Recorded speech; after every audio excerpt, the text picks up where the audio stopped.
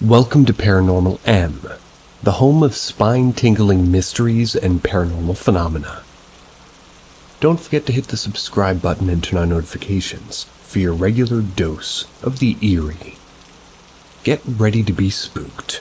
Hiking the Appalachian Mountains at night. I joined this group to tell you about a paranormal experience I had while unintentionally hiking the Appalachian Mountain region. A couple of months ago, my friend and I had a spontaneous idea to hike at sunset, eat Subway on the beach. We went to a place called Morse Mountain. We walked the trail for about an hour, and right when we got to the beach, it was just about pitch black outside. We hadn't really thought to bring anything but some weed and Subway. No flashlights or headlamps or hiking shoes. Dumb idea, I know. Anyway, all was well the first 2 hours we laid on the beach smoking and eating, just talking about life. It was beautiful hearing the waves and seeing a sky full of stars. I started getting tired, so I decided that we should head back out. Gathered our stuff and started hiking. We both turned on our phone flashlights to guide our way. Not even a minute into the trail, we hear something moving in the forest to our left. I tell my friend to stop. The sound stops. Immediately when we start walking again, the swishing is there, and it's matching the exact pace that we're walking. So we stop again, just to test if the sound is really matching our pace. I was hoping that it was just an animal just curious about who we were, and hopefully walk away. But the sound once again stops when we stop. At this point, my heart starts pounding because there's no animal that I know of that's intelligent enough to match the exact pace and it stops like exactly where we're stopping. My friend and I turn our flashlights to the left, where the sound's coming from. Make eye contact with something in the distance. It was pale. It had dead black eyes. Looked like it was standing with its hind legs in like a terrible posture. My friend and I quickly turn on our flashlights to point directly in front of us. And I wind up saying, "Please tell me that was an animal." My friend, in a sort of very monotone voice, says, "No, we need to leave. Keep your eyes forward." For the rest of the hike, the trees and branches looked like symbols, some even like nooses. It felt like the forest was telling us to leave, or at least communicating some danger to us. After about an hour, we finally made it back to the car. Asked my friend if they noticed anything about the trees. They also described the symbols. My friend called their mom on the drive home and said, "I'm just happy you weren't in the Appalachians." The next morning, my friend calls me and just says, "We're idiots. We're in the Appalachians." Haven't been able to stop thinking about what we saw that night, and I also want to add that my friend and I didn't smoke much, and we're both stoners, so don't chalk it up to the weed. Any ideas on what I just experienced? And yes, a random cat walked into my house that I do not know. Sorry.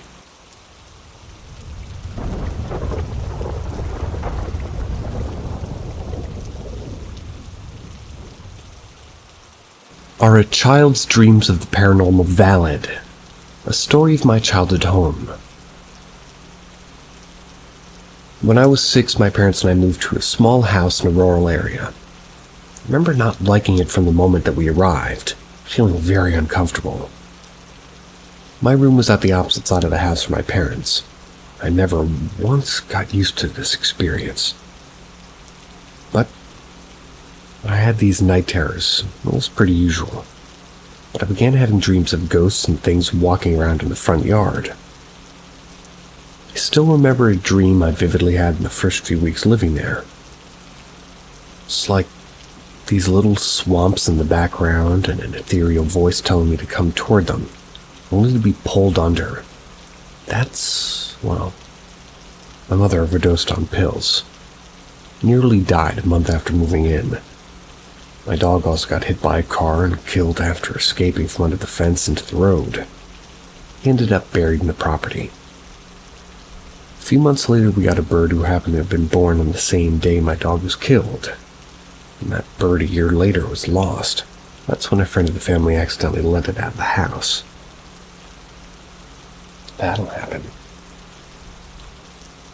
We bought a second bird a year later. It was vicious, made my mother's hand bleed. We got a rabbit around the same time who was also vicious, terrorized my surviving dog. Rabbit's dynamite. My father also changed quite a bit and got more abusive and more mean toward me. That was while we were living there. I changed too, both physically after the first year. And I was a very sociable kid, very well versed socially, but I became odd, withdrawn, and considered strange. 3 years into living there, my mother and I got into a bad car accident. That was where our car was knocked down to the next avenue, and smoking, after I had disturbing dreams of my mother dead in her car. It was an abandoned lot full of cars with their eye socket visible. My parents also began watching horror movies a lot around the first year, just letting me watch them too. There wasn't really any off-limits.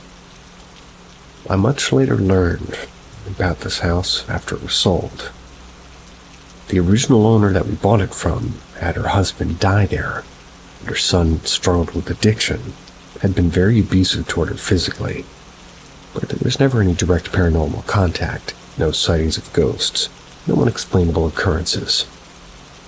And of course, this could all be coincidence, but I'm curious what you think. I included a picture of myself in front of the house that we first bought.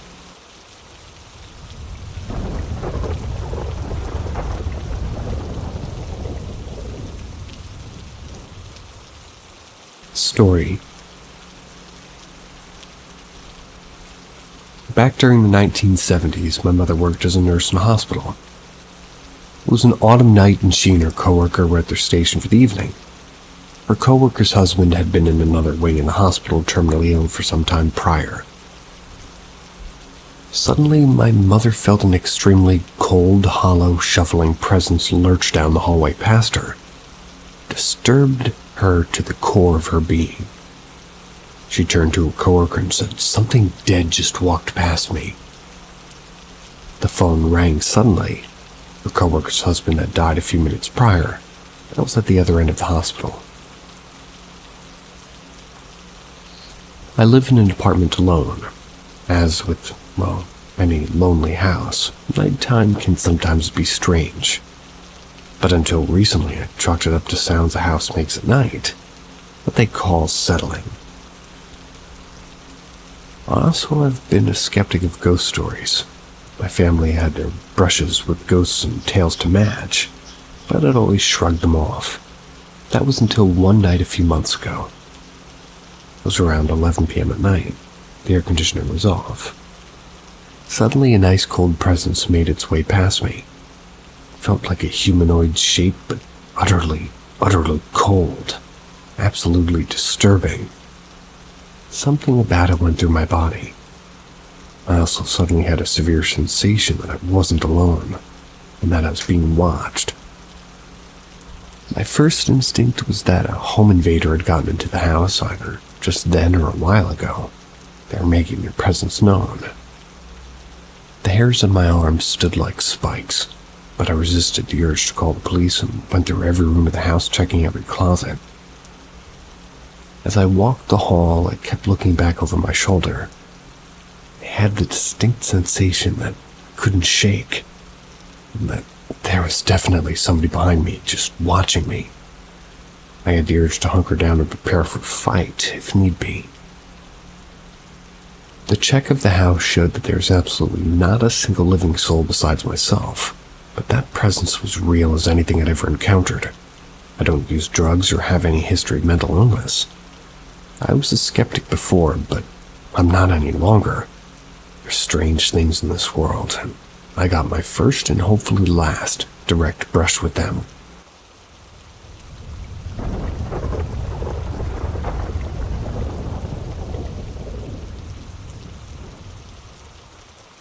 Romanov's trauma. Am I reincarnated? The story begins in 2017 when I was almost 10 years old. I'm a guy, and I'm 16 now. Interesting fact is that I learned Russian when I was 6 years old. It was all by myself without any help or lessons. And I don't have any relatives in Russia. I speak it perfectly without an accent. I can even write in Russian. There was this animated movie called Anastasia, and I've been a huge fan of it since I was like 5. Watched it many times. Somehow I always felt very connected to the story of Anastasia herself. One day in June of 2017, I found out that Anastasia's story was real. I got so intrigued and started reading about it every single day, and at first it wasn't creepy at all, but if you've read the whole thing, you should definitely know how terrifying it really is. My mom brought me a book about Anastasia and her family story.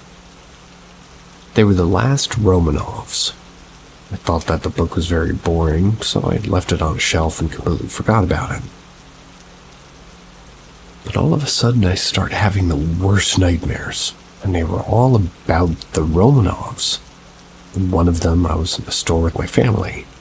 Everything seemed to be fine, but suddenly the lights went off and everyone just disappeared. I was alone. All of the Romanovs were right in front of me, except Anastasia. Their eyes were red and they were staring at me. I tried to say something, but my mouth wouldn't open. They surrounded me and gave me a birth certificate written in Russian and a feather with the ink.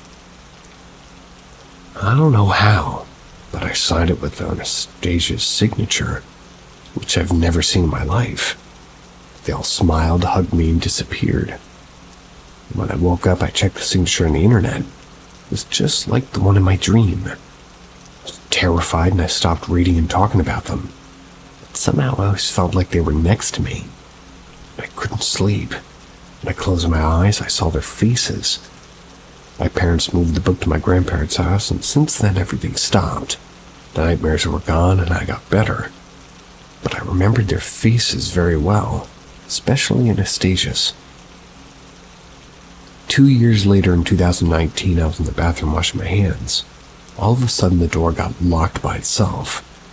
I felt that somebody was standing right in front of me. It was the same feeling like before.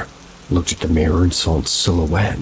I screamed and just said, "Please go away. Please, I'm begging you."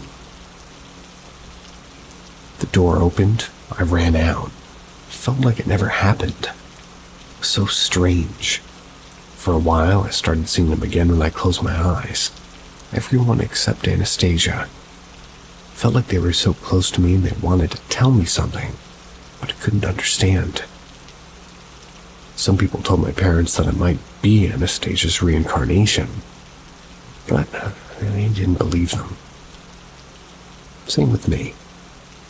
Years pass by and I'm here writing this because it's still kind of haunting me to this day. While I'm writing, I feel like they're behind me.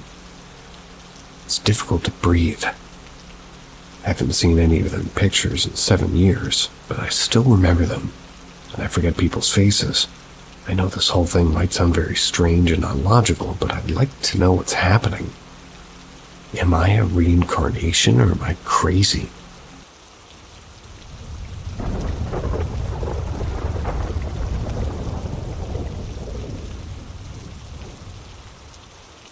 Ghost? Poltergeist?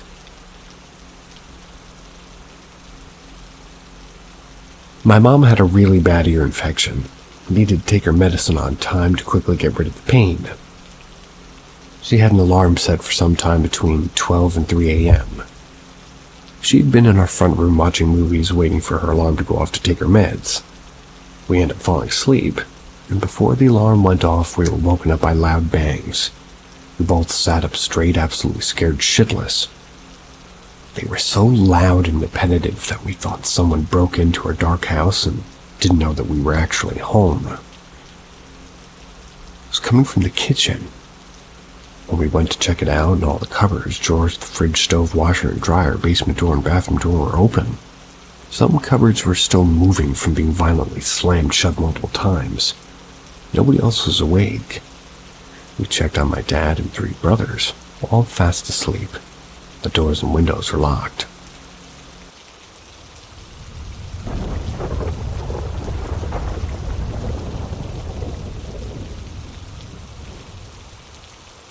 The Ghost Hunter and His Ghosts. I've been chasing ghosts, entities, demons now and again, and in all of that time I've never had an attachment to me of any kind. After all these years, never one. The title says My Ghosts.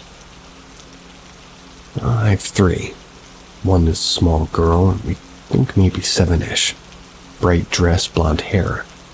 She's mischievous. She likes messing with her cats too. The others we have I've only seen a few times.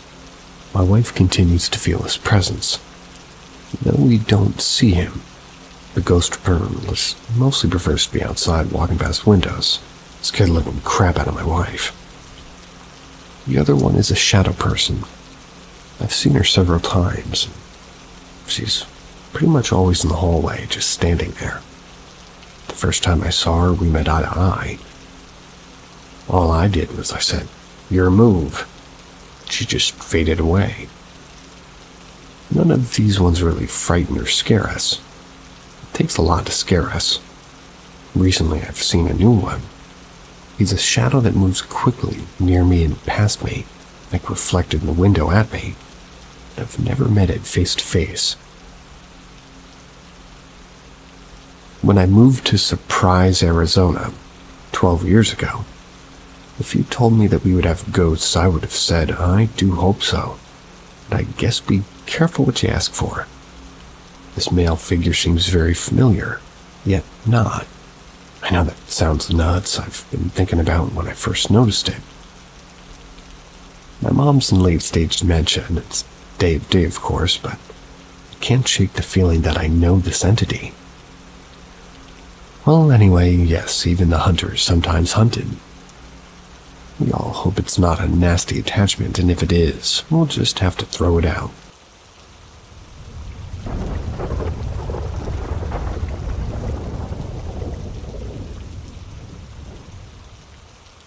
My encounter with the Black Dog of Hanging Hills.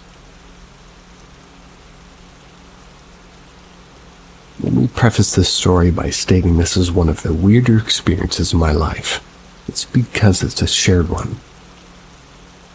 I'm open to any natural explanations as I'm thinking it might be some shared psychological experience.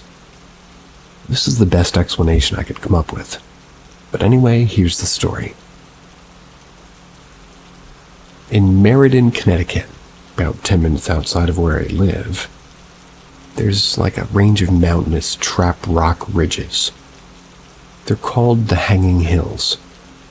The easiest way to get to them is to park in a wooded mountainous park called Hubbard Park and take a trail that starts with a slightly intimidating passenger bridge. That crosses over the highway. I'm afraid of heights, but always try to challenge myself by going hiking and putting myself in slightly uncomfortable situations to overcome my fears. In the spring of 2014, my wife and girlfriend at the time decided to take our umpteenth time hike up the Hanging Hills to see Castle Craig. It's a stone tower that stood at the end of the main trail. It overlooked the cliffs, the city of Meriden, and the whole valley. So we launched into a discussion on the drive there about the legend of the Black Dog. I find ghost stories that have any shred of historical reality to them intriguing. That's because most representations of ghosts on TV or social media these days involve people becoming easily scared by shaking or noises. The legend of the Black Dog is an exception. That's because it involves the legend itself, and a story of 2 geologists from the late 1800s. They encountered it and actually documented it. The legend is that if you've seen this Black Dog of Hanging Hills, once for joy, twice for sorrow, and 3 times for death. There's plenty of legends of black dogs and folklore that tell a similar tale. The 2 geologists, W.H.C. Pynchon and Herbert Marshall, they were conducting research of the area in the winter of 1891. That's when they encountered the Black Dog. According to the story, Pynchon had seen it once and Herbert twice. Herbert didn't believe in the legend, and after ascending the hill again alone, Herbert supposedly fell to his death. I remembered the image of the black dog from WHC Pynchon's story. It was very clear every time we hiked up the mountain. This time was no different.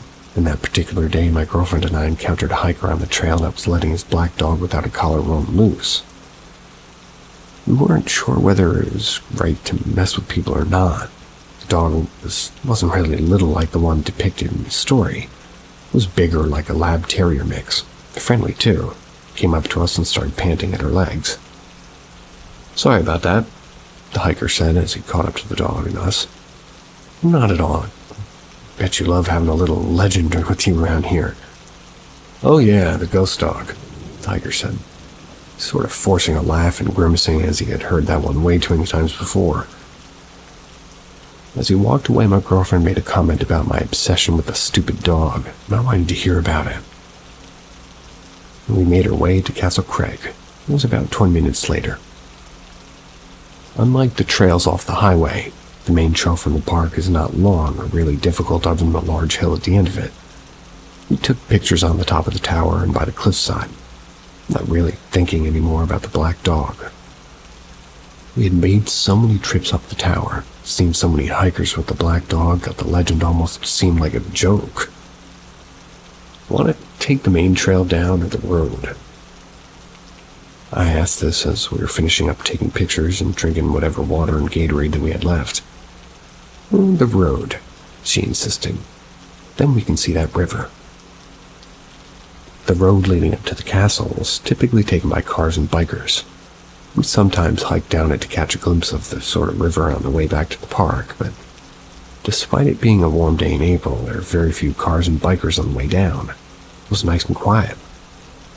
About a quarter of a mile into our walk, my girlfriend tugged me on the shoulder and pointed a finger on the side of the road between some shrubbery.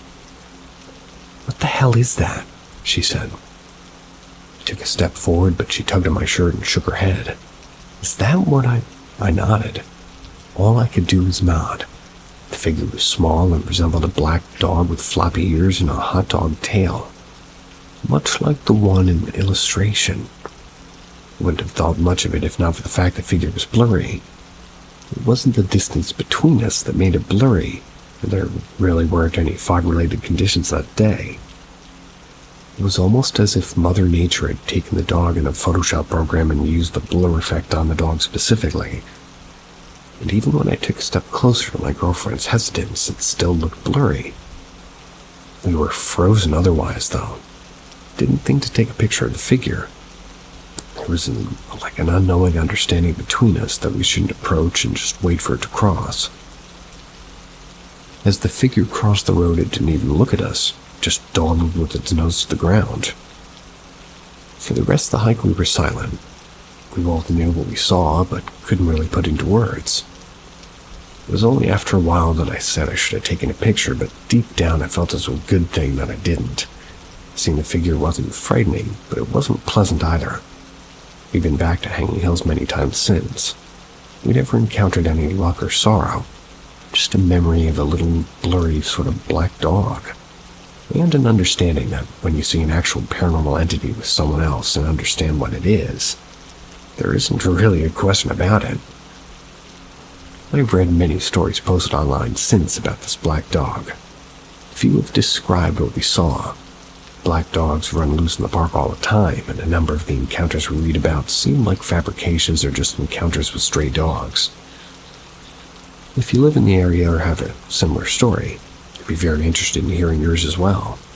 I haven't met or spoken with a real person who's had a similar experience. And I also haven't been able to objectively rule out what I saw. I'm open to any scientific explanations on collectively seeing blurry figures in a shared experience. It'd be disappointing, but interesting to know about a more logical explanation too.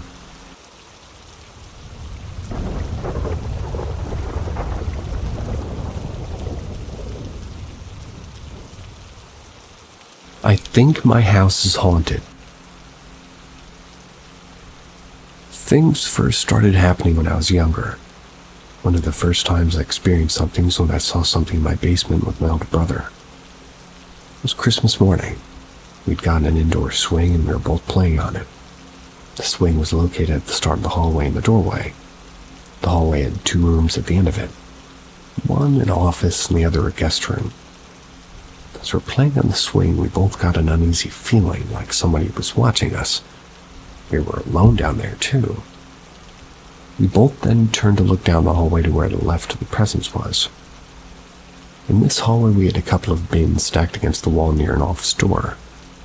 But from behind the bins, we could see a person peeking out just watching us. All I could see was a head and shoulders, but it was just a shadow, had no features. We could see the shadow kind of moving a bit, but it was mostly just staring at us from behind the bins. At that time, I was sitting on the swing just staring at it with my brother right beside me. We both just stared. We weren't really sure what to think because we had never seen anything like this. Nobody had been down there with us. As we stared at it, I began to get nervous, went to look at my brother. But with just staring at this thing, I didn't even realize that he had run away back upstairs, leaving me alone with this shadow person. As quickly as I could, I got off the swing and ran upstairs, terrified of things still being down there. I was truly scared of the basement for a while after that. I'd never go down out alone. Well, my parents really never understood why. Both my brother and I will never forget this scary experience. We both went on to have many more weird experiences after that. I really will never know what was down there.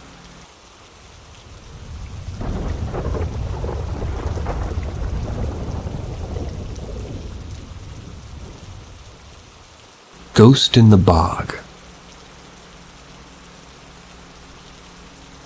My family is originally from a small fishing village called Catalina. It's in Newfoundland. It's 4, maybe 5 miles north of Catalina is an even smaller village of Little Catalina. The surrounding area is covered in small ponds and bogs. In 1913, the town of Catalina held a dance of all the local youth. My great-grandmother was about 13 years old at the time. She was in attendance at this dance. According to her, from Little Catalina came as well, making a pretty, few miles of a walk. But her name's been lost to history. Well, that night it was unusually dark and a fog rolled off the North Atlantic. The dance finished at about 9 p.m. and everybody went home. My great-grandmother said that the next morning the girls' parents were riding in their wagon, stopping at everybody's houses. They were looking for their daughter. They were thinking that she might have stayed with Catalina and her friends and relatives. One boy said that he had seen her walking up the road towards Little Catalina after the dance. So a search party was organized, and for 2 weeks local men searched the forests and bogs while fishing and boats scanned the coastline. Nobody found any sign of her. Eventually everybody came to a grim conclusion. She must have gotten lost in the dark and fallen into a bog hole. They have like quicksand and they'll suck you down. Months later, one man claimed to have seen her floating over the bogs one evening. He said that he attempted to go out to her, but she disappeared into the forest. I suppose nobody put much weight behind his claims because he was drunk. Years later, probably in the early 1920s, my great-grandmother said that she was out berry picking in the bog with her sister. The sun was just beginning to set. She said that she looked across the bog and saw a girl floating steadily and smoothly over the ground. She said her movements were smooth. There was no possible way that it was a person walking. Great-grandmother claimed to have seen her a few more times through the years. She passed away in 91. In the summer of 2008, I was 16 years old. My grandfather and I were spending the summer in Little Catalina with relatives. Being old enough to drive, I spent most of my days in Catalina at the swimming hole. One evening, I was driving back with a distant cousin. As we were passing the bogs, he just sort of pointed and put to the windshield. "What's that?" When I looked over, I saw a girl standing in the bog. Except the strange thing was her height. She seemed overly tall for the distance. We were 40 yards away. I would have guessed that she would have been 7 feet tall, but her proportions didn't seem to match being that tall. I slowed down and asked my cousin, Maybe that's a local. He said no, and the girl then turned and pretty smoothly and quickly floated away behind some trees. My cousin and I were genuinely freaked out and drove back home. When I got home, I told my grandmother what I'd seen. Grandfather. And all he said was, "Huh?" Told me the story my great-grandmother told him. He said over the years he had heard of people who had seen a ghost in the box, but always thought it was just a story to keep kids from playing out there since it was pretty dangerous.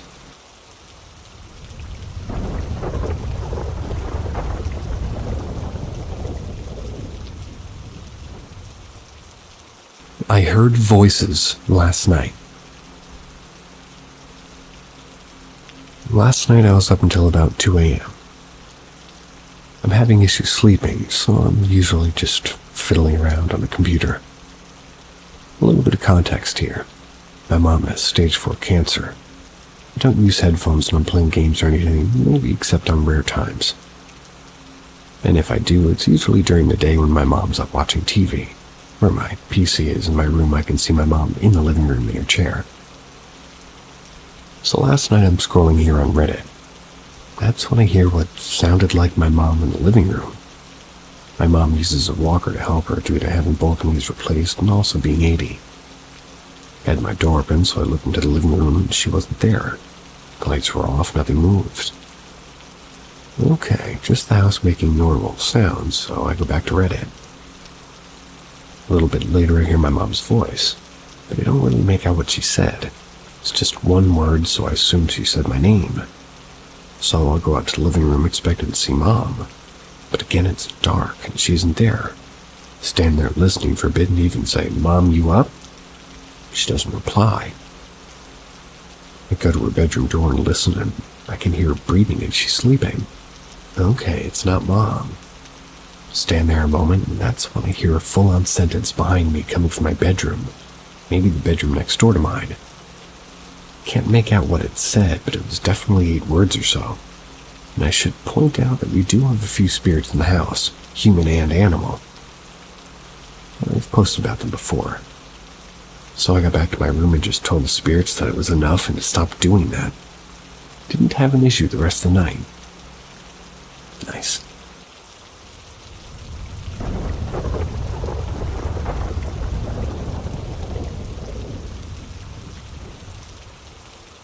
Question on taking spirits with you to a new home.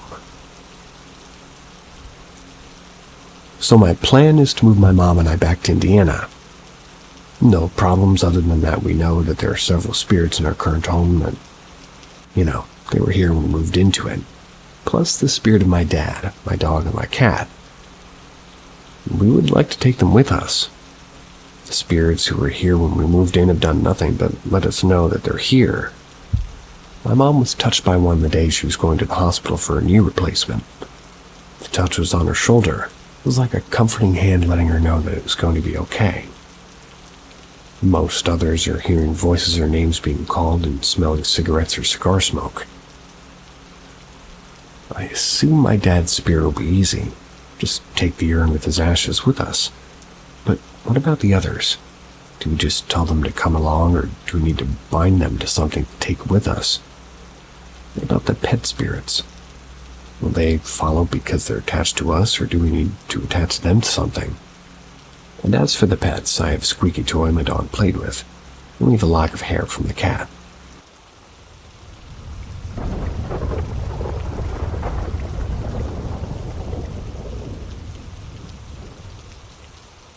I'm so used to actual ghosts in my house that I completely ignore an actual person trying to break in. So my house has, for as long as I can remember, major levels of paranormal activity. It's an old farmhouse that's been passed through about 4 generations of my family. There have been plenty of deaths on the property. It was built around 1880, and while it's not got a particularly bloody past, it's got its stories. My grandma died in what would later become my nursery. My great-grandfather fell out of his hayloft back in the 1920s. He found an old unmarked grave left from the Civil War that got left behind in the 70s, etc., etc. Activities common. Well, pretty much as common as a housefly around here. Cabinets and doors open and shut. Things get moved, footsteps in the hall when no one else is home. Figures in doorways. We hear a voice in the old grain silo sometimes, which isn't really possible. That's because if somebody was in there, they'd suffocate, etc. None of it feels or acts malicious, so we're used to it or just sort of take it on the chin. So used to it, in fact, that I completely ignored someone trying to break into my back door last night because I just thought it was normal activity. I was in my brother's room fiddling with his PC for some stuff, and I heard weird knocking sounds from outside the house. Knocking is normal, though. It's usually inside, but I went ahead and ignored it. This went on for about 3 or 4 minutes before my dog started growling so loudly I could hear him from across the house. He doesn't growl at anything. It's because the basement door is really, well, besides the basement door. So I just thought it was weird. Went to go calm him down in the living room. I heard the back door in the kitchen shaking and yelled, "Stop it, you're going to break the handle." Because that's just the sort of thing we say when something's getting particularly rough. Maybe 30 seconds later I heard the door swing open. Without really thinking about it, yelled, "Pretty sure I told you to knock it off."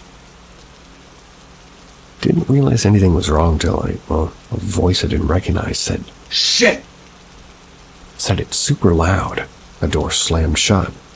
And of course, I immediately ran to see what it was, just in time to see a silver truck peeling out of my driveway. So, yeah, essentially just a warning not to get too comfortable with your haunted housemates, because it might turn out it's not them making the noise. That's a good one.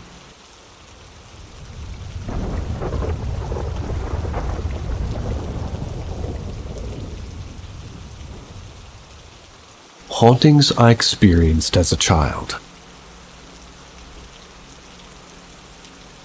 So as a child, I experienced several chilling encounters before I even knew what a ghost or a demonic entity was. My first experience happened when I was about 5 or 6 years old in these government housing projects. This is in Ingleside, Texas. I remember so very often I'd have this dream. This dream where I was fighting over a toy I had with like a child in my dreams. Every time I would awake in the morning, I would have this horrible feeling over my body. Kind of an extreme, impending, dooming burst of anxiety. I also remember my mother would leave my bedroom door open and she stayed up past mine and my brother's bedtime. My brother's probably 2 or 3 in his crib where he would sleep on one side of his crib against the wall. I would sleep on the opposite side with my bed against the wall. I remember the glow of the TV lighting up the hallway, and it was casting a gloomy light over my bedroom. She would leave her door open on the same side that my brother slept. So one night, I recall seeing people in a white mist-like form. They were floating into my bedroom, one after another, like in a line, starting at my door, moving between mine and my brother's bed. Went into my double closet doors where they would then disappear. I could make out every detail of the facial features and clothes that they were wearing, but it seemed as if they had no feet, like just floating maybe 6 inches or so off the ground. I don't remember them ever looking at me or even acknowledging that they were there, but as this was happening I remember screaming, "Mom!" at the top of my lungs. My mom came running into my bedroom and I told her, "Mom, can you please shut my door because the people keep coming into my room?" I know the dream with the child always disliking me, like fighting with me and wanting my toy, didn't seem to match up with this memory. And I just feel like it was a real spirit or some entity that somehow has to do with this place, or maybe just me and my family. Either way, thinking back on it, something about that kid in my dream always felt scary. It was always a pitch black room where we would quarrel with the toy in the center, but moving on. My memory's kind of vague on this. I don't remember if we switched housing numbers and moved to another unit or my mom switched my brother and I's room. But I remember we had a different bed. A big, maybe queen-size bed that my brother and I shared. I sat on the floor with just a box spring with the head of the bed against the wall. The door to the room was on the same side of the left, and there was a closet on the right side of the room that was maybe 5 feet from the bed and a double window centered about 4 feet away in the wall toward the center of the foot of her bed. Growing up semi-Catholic, my mom would come into her room during this time, tuck us in, and have us say like a prayer, like an Our Father prayer. This one night I remember my mom coming to our room for a nightly routine. In the middle of our prayer, I got this overwhelming butterfly feeling in my stomach, and I just burst into laughter. It troubled my mom so much that she raised her voice at me and said, "What's wrong with you? That's evil. You don't laugh during your prayer," or something along those lines. So I finally stopped giggling, started over and finished my prayer, and just proceeded to go to bed. Later that night I woke up, opened my eyes to the window. It was glowing yellow. It was glowing through the blinds from the streetlight outside, as it always would. But this time saw the silhouette of a creature hunched over, slowly walking past the glowing window. It was at the foot of her bed and disappeared into the darkness of the night side of the room. At the time, I knew nothing about demons or spirits. The only way I could explain the shape of this creature was he looked like the Count from Sesame Street, short and sort of hunched over. The even craziest part's like 5 years ago my wife and I watched a documentary on the Hat Man, this malevolent shadow figure. Well, this documentary intrigued me and sent down like a, pretty deep Google rabbit hole. While scrolling all the images on Google of the Hat Man, somebody drew a picture of the exact image I saw as a child. That hunched creature just moseying across with the glowing window behind it. This blew my mind. I don't really know why I didn't screenshot this image, but it's nowhere to be found now. At least I haven't been able to locate it again. Did someone witness the same thing I did? Maybe had a dream or a vision of what I saw? Either way, if you find this image or the creator, please share it with me. I'd like to get in contact with this person.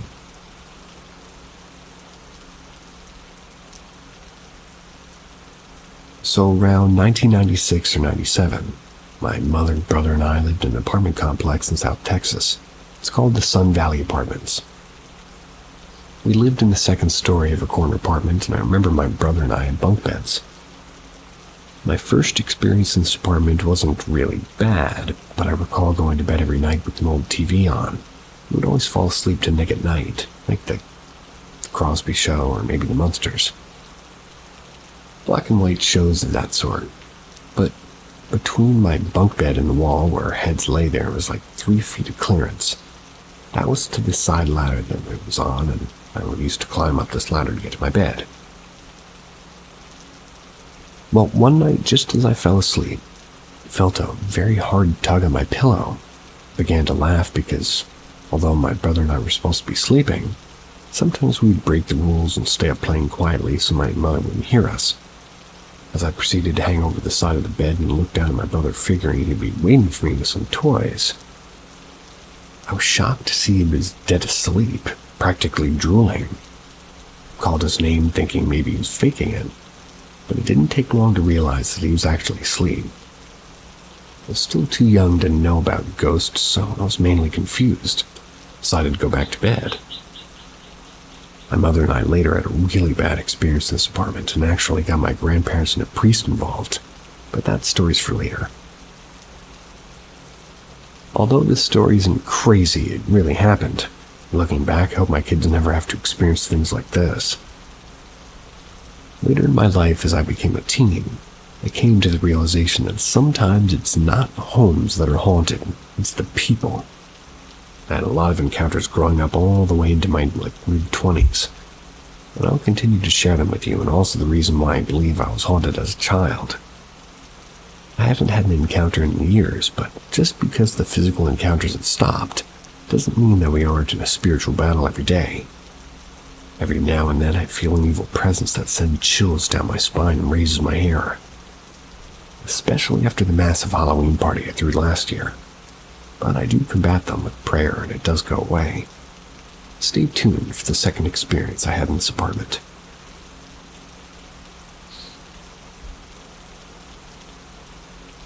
The one was my first really bad experience. An attack that basically brought the onset of my night terrors as a child. And from this point on, bedtime for me was horrific for many years. So in our South Texas apartment during the early 90s, experienced the pillow tug as I told about my last post. My mother knew about this, but I still didn't really think she believed I was under attack. I think she thought it was just overactive imagination of a child. That was until the night that I called her screaming. So I recall sleeping on the top bunk of my bedroom. Not sure what time it was, but I don't believe it was too late because my mother was still up. The room was pitch black and I was randomly woke up from a dead sleep. As I cracked open my eyes, all I saw between my bunk bed guardrails was snakes. I remember them being dark shadow-like silhouettes with flared wings like cobra and red glowing eyes. They were bobbing their heads up and down from the rails where I was looking. They were in and out of view, one after the other.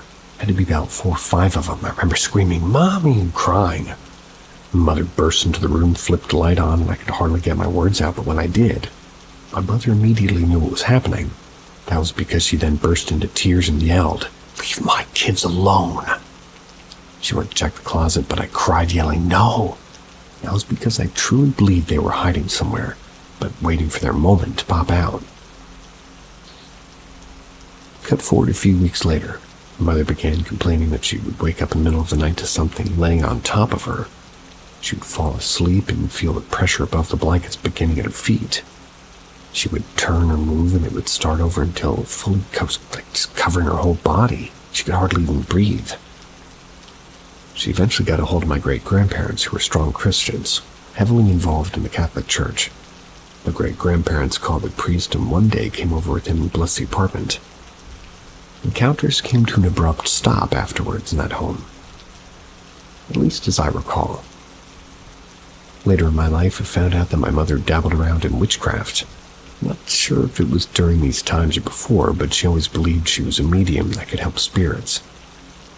That was because when she was a child, after her grandmother from her mom's side passed away, she said that she saw her sitting on the bed one night and spoke with her. So spirits and the supernatural always intrigued my mom. I believe her actions in welcoming spirit for the dead brought all of this onto us, kept evil things that always lurking near. I don't believe she handled the situation well by crying and showing fear to these entities in front of my brother and I. She should have been strong for us, gave no fear to this evil. I believe if she would have been strong and true-hearted, she would have been able to, and also would have kept these entities from us and our households. But either way, shit happens, and I've spent most of my life quarreling with these demons. So far, I've managed to keep them away from the homes these past few years, so I've become a believer, you could say. One day I'll tell you guys about the good experiences with the Holy Spirit, but for now I'll tell the tales of the frightening ones. That's because sometimes it takes learning the devil is real to believe there's a higher power. There are negative and positive forces at work, and kind of just like war, study your enemy before battle, so you know what you're fighting against. Stay strong, my friends. Feel free to reach out if you ever need any advice.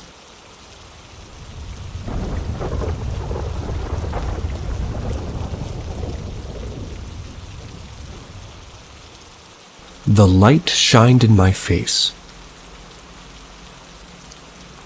So if you recall from my last stories, I had several different experiences as a young child.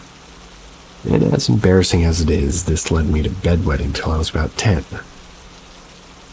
Well, besides the few times as a child that I lived in apartments and government housing with my mom, I spent the majority of my adolescent and teenage years living on a cotton farm in South Texas.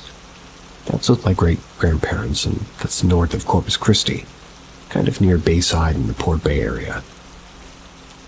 It was a little old-fashioned 2-bedroom white house surrounded by cotton fields as far as the eye could see. You could make out the town of Gregory and the refineries, and you could also see like Ingleside at night because the little strings of lights in the distance. It was pretty rural, and my great-grandparents were salt-of-the-earth type country folk. So we had a window unit in the back bedroom. The rest of the house was cooled by screen doors, windows, and fans. Eventually a window unit in the living room that only went on at night. Remember, my great-grandmother would often get up in the middle of the night and walk me to the restroom with her flashlight so I wouldn't pee the bed. One night when I was about 8 or 9, my grandmother got up and shined the light in my face for a while and then walked away. I didn't get up or even open my eyes because something my grandma would say in Spanish is, "Wake up, let's go to the restroom." Would gently shake me a bit and would get up and go with her. And this night I was comfortable and needed a little bit more convincing, with just a flashlight in my face. So, cut to the morning, my grandmother was up making coffee and breakfast. I walked over to her and asked her why she shined a light in my face. She told me she actually forgot to get up that night and take me.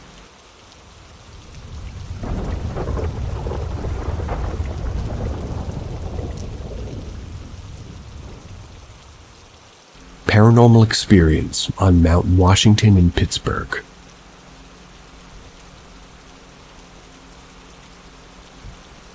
The summer of '90, my brother was attending the Art Institute in Pittsburgh.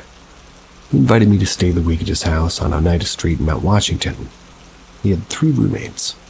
They were also staying at his house, and, well, the first day I arrived with my dad, my brother tells me that he's trying out for a heavy metal band to become their lead drummer. He tells us he's been listening to a tape cassette, like electric guitar acoustics only. It was over the past month. He can learn the songs and play along on the drums. During the 2 months, he practiced every night and played the cassette tape, front and back.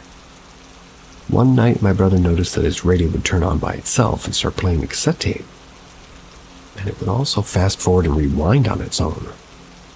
He told us that there's weird noises in the cassette tape that weren't there when he received it. Wanted to know if we were interested in listening. My dad and me were sort of intrigued and wanted to hear the tape for ourselves. My brother hit the play button, and I could hear the guitar playing pretty loudly for a few minutes, and then it started fading to the background. I could barely hear it, and then suddenly I started hearing loud growling noises. Something like angrily yelling and talking. It sounded like it was talking backwards while I was listening.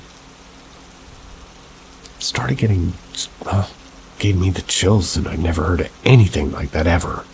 Looked at my dad and shook my head in disbelief and asked him, what the heck did he think?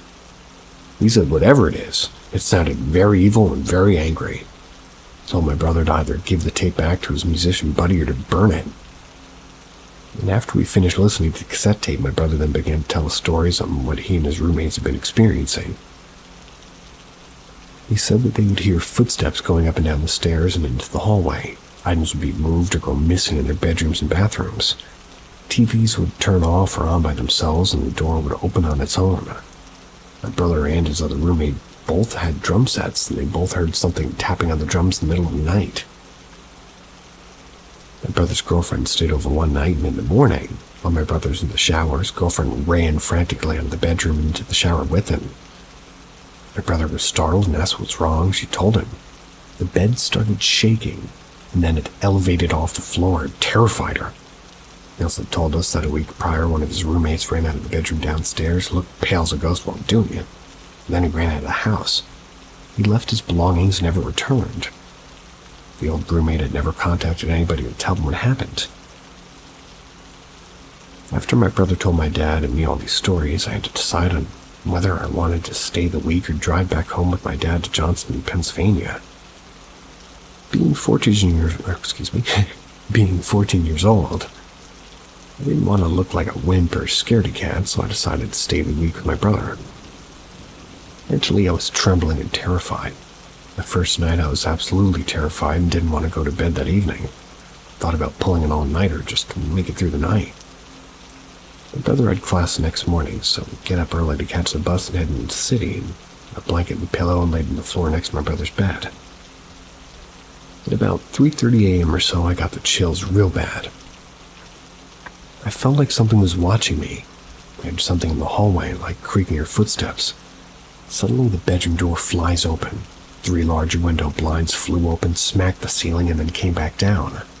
He jumped up off the floor in a fighting stance, scared as hell, and yelled, "Come on if you want a piece of me." My brother woke up and said, "What the hell was that?" Told him what happened, and he just said, "Don't worry about it, it won't hurt you." Stood there staring at the open door and down the hallway in disbelief, and at the time I was second-guessing my decision to stay, and I was thinking about calling my dad to pick me up. It was like an hour and a half away. Sat back down on the floor and just sat up against the bed until daylight. remember hopping in the shower and just thinking, like, how am I going to make it through the rest of the week? Well, to make it through, I pretty much drank myself to sleep every night, like a lot of beer. And on occasion, I do remember hearing noises at night, like footsteps and creaking noises. But after that incident, the spirit left me alone.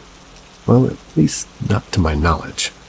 I don't know if it accepted me or if it was bored with me. I was hoping to find others that may have stayed or lived or rented in this house and heard about their experience and encounters.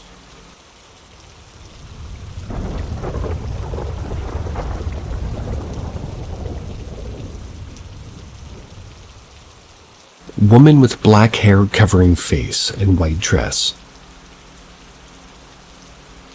I vividly remember the night I seen this woman. I was young. I was getting ready for bed, changed my clothes, was getting ready to turn the TV on, put on a DVD, and the moment I look up in the reflection of the TV, I could see the bed and a woman wearing white with long black hair covering her face looking at me. I was petrified with fear, couldn't move or speak. My first thought was that there was an intruder who broke into my room. Something felt completely off, so I took up the courage and looked at her with my own eyes. Then she disappeared. I quickly looked back at the TV reflection. She wasn't there either.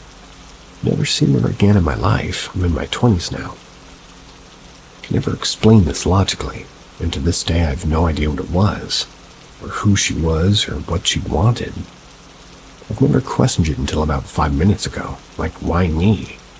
So I'm posting here in hope somebody might have seen something identical or could maybe explain this, or even something more logical. Your thoughts and theories are appreciated.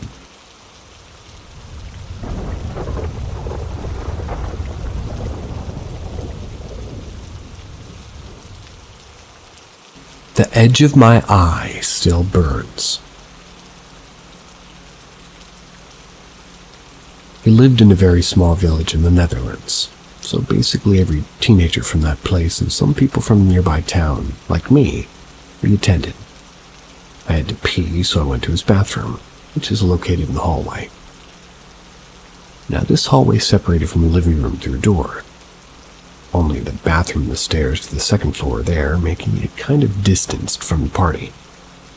After finishing my business, I couldn't for the life of me get the door to open. I could turn the lock every way, but the handle and thus the door wouldn't budge or give at all. I felt very anxious and started panic. It lasted for about 10 minutes in total. One of his relatives had used the bathroom. The door from the bathroom flew open, almost hitting them. Huge relief came over me, and I was basically exhausted, definitely sobered up. Both my friend and his relatives didn't recall having any problems with this door. I've known this guy for years, and I'm still good friends with him. I trust him completely and visited the place often in those years. So whenever I was with him in, say, the living room or the garden, nothing happened. Never quite trusted going to his bathroom again, though, despite them kind of laughing it away. Almost 3 years later on a warm spring day, 2 other close friends went to visit him again. I told them I had to do homework, but agreed to come along and make it there.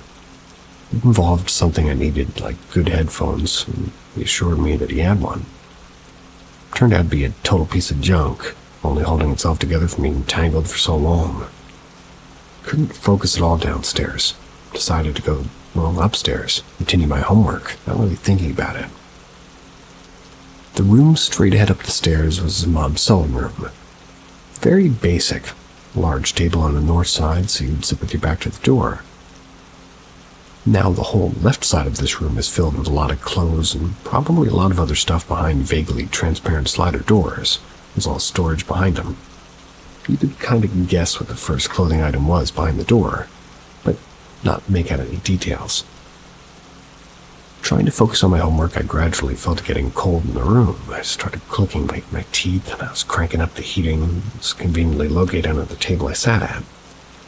It temporarily helped this battle in temperature and regain some concentration. The longer and deeplier. The longer and deeplier focused I was in the room, the more anxious I started to feel. There was a big sensation that something was looking at me from behind the door to my left. A dress hanging at waist level really stood out to me. But I didn't dare look at the direction for too long. I just wanted to focus. And then I saw her. From the very edge of my left eye, I felt an eye staring straight at me. That's how close she was from me. She definitely didn't want me there. Closed my laptop and immediately ran scared out of my mind back downstairs, slammed open the door with my eyes wide open and straight away told my friends. They all looked at me like I was crazy, but to this day I can still feel that edge burn. I really see that moment our eyes met. She definitely did not want me there. Especially while typing this and reliving it in detail, the edge of my eye practically burns. My heart's pounding like crazy and the middle part directly below my chest starts to almost hurt from the anxiety and the heavy beating of my heart. I talked to my friend several times about this and he still laughs it off. And as for me, I'm glad that we're all in our 30s now. Never have to go there again.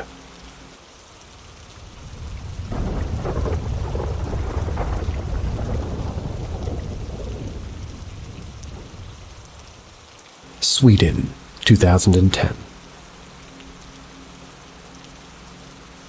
It was me and two friends back in 2010.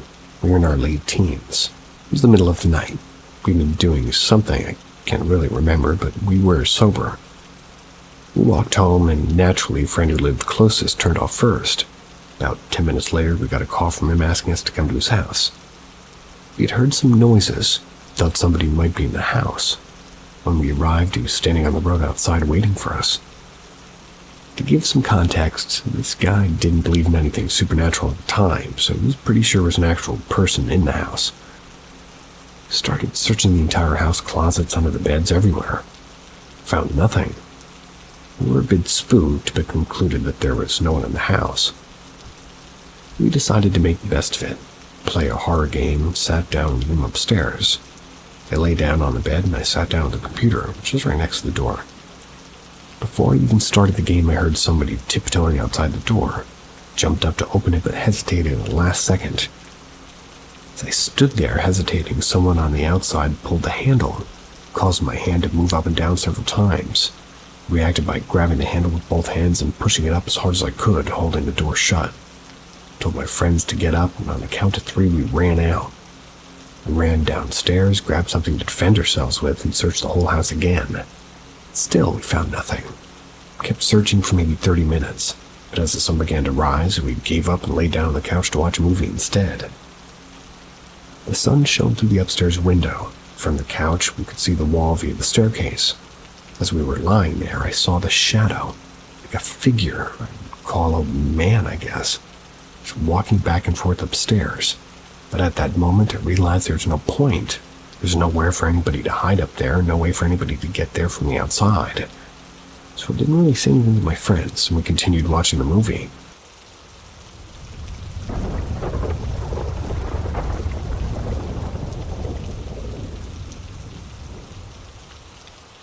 Story. I'd recently moved to the southern part of Sweden, leaving behind my home in the central region of the country. This relocation meant that I often found myself driving long hours late at night to visit friends and family back home. The road had become so familiar to me that I could probably navigate it with my eyes closed, though the one-way journey took about 7 hours. One night as I was driving back home, I reached a stretch of road that runs through the forest. It's deep in the countryside. It was the dead of night, and the only light came from my car's headlights coming through the darkness. Suddenly, a glowing orb appeared in the sky, just above the car in the upper corner of my windshield. First, I was confused, trying to make sense of what I was seeing. It couldn't be the sun, it was far too late for that. Besides, the light was, strange. It had an almost eerie quality to it. It was a warm, glowing color reminiscent of the sun's hue, yet it didn't cast any light on its surroundings, like the trees or even the road ahead. So I kept driving. My speed steadily was at 90 kilometers an hour, but the orb remained fixed in my view, as if it were following me or somehow connected to my car. Strangely, it seemed to grow in size, though it never moved in its spot in the sky. Then, without warning, the orb suddenly dove straight into the car. I instinctively threw myself to the side within the car, and my heart raced as I tried to avoid whatever was happening. Despite the shock, I managed to keep control of the vehicle, but when I looked back, the light had vanished as if it had never been there. I was left in a state of shock, not sure what to make of the whole experience. Before I could even process what had just happened, a deer suddenly darted into the road. There was no time to react. I hit it with a sickening thud. Pulled over immediately, my hands trembling as I stepped out of the car. The deer lay motionless in the ditch. Its life ended in an instant. The whole event left me shaken, and I couldn't help but feel unsettled by the strange sequence of events. Over the years, I've often thought about that night, trying to make sense of what I saw. Never found a clear explanation. However, when I eventually shared the story with my mother, I was stunned by her response. She revealed that she had experienced something eerily similar on the way home from work one evening. The same mysterious orb had appeared in front of her car. Not long after, she was involved in an accident that could have been fatal. The connection between our experiences was unsettling, and has stayed with me ever since, though I still prefer not to speculate too much on what it all might mean. Sweet dreams. Thank you. See ya.